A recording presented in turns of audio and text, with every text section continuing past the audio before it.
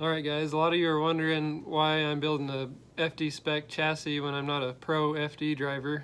Well, the reason for that is I want to learn how to build pro FD chassis, and I've already got a drift car, but it doesn't have a cage. It just needs a couple things and it'll be ready to hit the track. But I figured with my spare time I have right now, I have a clean bare shell that I can build and fabricate on, and hopefully in a couple of years the shell will be finished and all I have to do is swap parts from the old shell to the new shell, and I'll have a good built, safe shell that I can progress my driving skills with.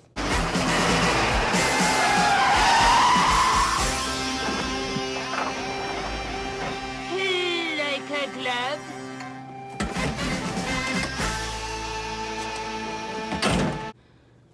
And also maybe start a part-time business, maybe a full-time business eventually, building roll cages and fabricating cars.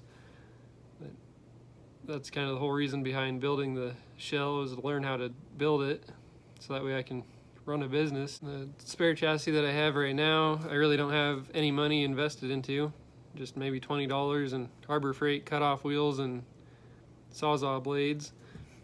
And to get the shell built, I might only have $1,000 in metal into, and I'll either get it painted or powder coated eventually.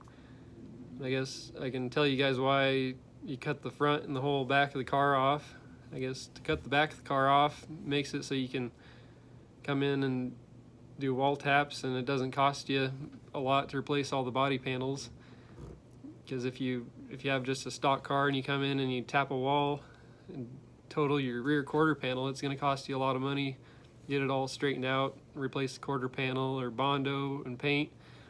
But when you just have a bash bar that comes in and hits the wall, all you got to do is replace the replaceable bash bar if you don't hit the wall extremely hard, and it lowers the cost of aggressively driving.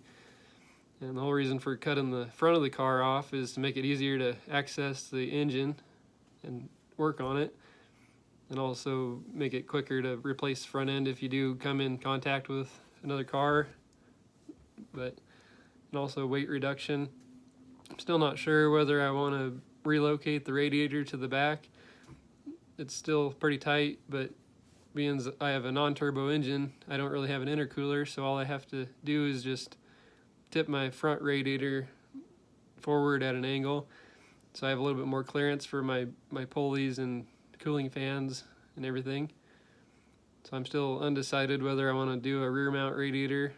You guys are probably wondering what happened to the small block Chevy S13, and I guess what happened is I got furloughed from Union Pacific and lost my job, so the car had to get pieced back together as quick as I could to get moved, because I ended up moving to find a different job. So the car's sat on the trailer for a while. Just kind of pieced it together to get it to roll back onto the trailer. But I still need to do the steering rack relocation, and I want to build my own custom lower control arms and an angle kit for it. And I just need to do a couple things to get it to pass the FD, or not the FD tech, but the local drift tech, either Colorado or around Omaha. But I do live out in the middle of Nebraska, so there really isn't a whole lot of drifting that takes place out in the middle of nowhere. But I guess the track that I'm trying to get to see if I can go drive at is Hastings, Nebraska. It's gonna see if I can go drive there, but hopefully my SBC S13 should get finished here pretty soon and be able to go drive it. Well, I hope this clears up that I'm not actually a pro FD driver, but I'm working on building an FD Spec car chassis, so we'll see how it turns out. Thanks for watching, guys.